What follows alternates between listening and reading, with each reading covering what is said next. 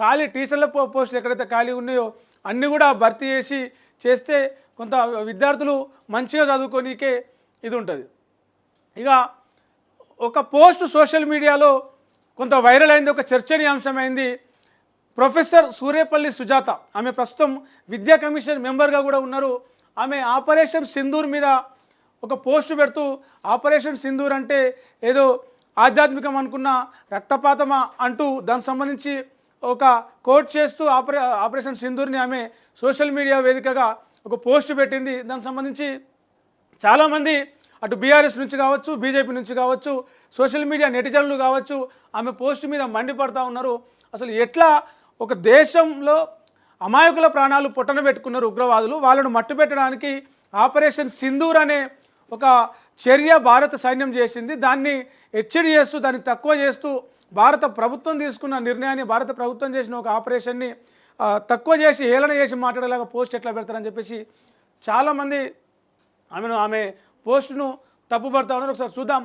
Operation సింధూర్ను ఎగతాళి చేస్తూ social మీడియాలో పోస్టులు పెట్టిన రాష్ట్ర విద్యా కమిషన్ సభ్యురాలు శాతవాహన యూనివర్సిటీ ప్రొఫెసర్ సూర్యపల్లి సుజాతపై ఎమ్మెల్యే పాయల్ శంకర్ తీవ్ర ఆగ్రహం వ్యక్తం చేశారు.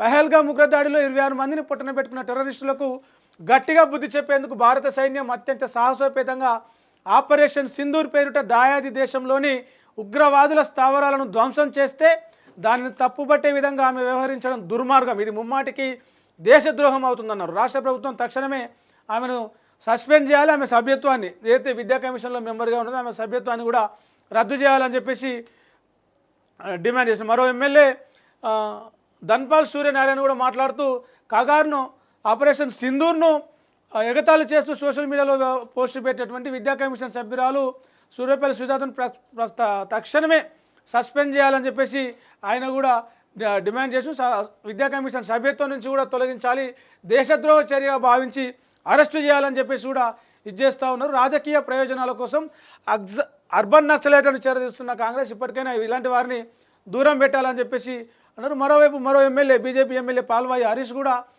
ఆమె పెట్టిన పోస్టు హేయమైన చర్య, ఖచ్చితంగా ఆమెను ఆమె మీద చర్యలు తీసుకోవాలి, ఆమె పోస్టు మీద చర్యలు తీసుకోవాలి, ఆమెను ఏదైతే ఈ విద్యా కమిషన్ బోర్డులో మెంబర్గా ఉందో అక్కడి నుంచి తొలగించాలి, ప్రొఫెసర్ నుంచి కూడా సస్పెండ్ చేయాలని చెప్పేసి డిమాండ్లు వస్తూ ఉన్నాయి.